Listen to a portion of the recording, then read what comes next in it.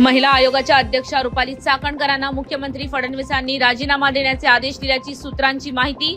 जर रुपाली चाकणकरांनी आपल्या पदाचा राजीनामा दिला तर राष्ट्रवादीकडून सना मलिक आणि सरोज अहिर यांच्या नावाची चर्चा।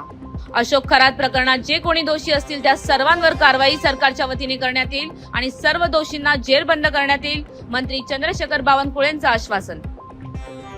राजकीय नेत्यांनी अशा भोंदूबाबांचे पाय धुवून पाणी पिणे ही महाराष्ट्राची संस्कृती नाही। अशा भोंदूबाबांचा राजकीय नेत्यांनी लांगून चालन करणं हा समाजाला चुकीचा संदेश आहे। आमदार संजय गायकवाडांची टीका। लोणावळा नगर परिषदेत प्रशासन आणि लोकप्रतिनिधींमधला वाद चिघळला। नगराध्यक्ष राजेंद्र सोनावणेंनी मुख्य कार्यकारी अधिकारी अशोक साबळेंच्या कॅबिनेटला टाळे ठोकत नोंदवला निषेध। कासगाव ते कामोठे नव्या रेल्वे मार्गाच्या फायनल लोकेशन सर्वेला रेल्वे मंत्र्यांनी दिली मंजुरी। नव्या रेल्वे मार्गामुळे बदलापूरहून नवी मुंबईला अवघ्या 30 मिनिटात पोहोचणे होणार शक्य। कोल्हापुरात पाटबंधारे विभागाकडून महापालिकेच्या नागदेववाडी, शिंगणापूर, बालिंगा आणि काळंबावाडी उपसा केंद्र सील। अर्ध्या कोल्हापूरवर पाणीबाणीचं संकट।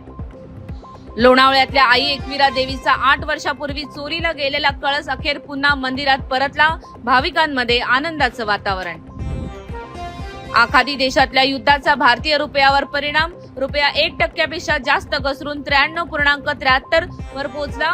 कच्च्या तेलाच्या वाढत्या किमतींमुळे भारतासारख्या मोठ्या आयातदार देशावर दबाव वाढून महागाई वाढण्याची शक्यता। भांडूपमधल्या अमरकोर शाळेच्या परिसरात बिबट्याचा वावर। संरक्षण भिंतीवरून येत बिबट्याने कुत्र्यावर केला हल्ला। डोंबिवली MIDCच्या पाणी बिलात अतिरिक्त डिपॉझिटचा धक्का। गेल्या काही दिवसात वितरित झालेल्या बिलांमध्ये 500 रुपयांपासून 10 ते 12,000 रुपयांपर्यंत अनामत रक्कम भरण्याची सक्ती। यामुळे डोंबिवलीकर आक्रमक। कात्रज नवीन बोगदा परिसरात एका तरुणीचा उडी मारत आत्महत्येचा प्रयत्न।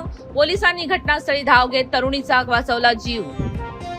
पुण्याच्या चाकण MIDCतील कंटेनरची दुचाकीला धडक। अपघातात दुचाकीवरील महिलेचा मृत्यू। या प्रकरणी ट्रेलर चालक इसाक बाबू शेखला पोलिसांकडून अटक। मुंबईतल्या डॉक्टर ओमप्रकाश गुजर यांच्या क्लिनिकमध्ये 20 ते 25 जणांच्या जमावाने घुसखोरी करत केला हल्ला। तसंच धमकी देत 50,000 ते 1 लाखांची खंडणी मागितल्याचा गंभीर प्रकार समोर। आरोपींवर कारवाई करण्याची मागणी। पुण्यातल्या कोथरूड परिसरात जुन्या वादातून मारहाण। या घटनेने परिसरात भीतीचं वातावरण। आरोपींकडून सोसायटींमधल्या घरांवर कोयत्याने हल्ला। भिवंडीत बाला कंपाऊंडमध्ये नळासाठी खोदण्यात आलेल्या खड्ड्यांवरून 2 गटात हाणामारी। घटनेचा व्हिडिओ व्हायरल। पोलिसांकडून पुढील तपास सुरू। कल्याणमध्ये पती दिवसा मिस्त्रीचे काम तर रात्री करायचा चोरीचे काम। पतीचे कारनामे ऐकून पत्नी चक्रावली। नशेखोरी करता पैसे कमी पडत असल्याने आरोपी ललित देवरे करायचा रात्री बाईकची चोरी।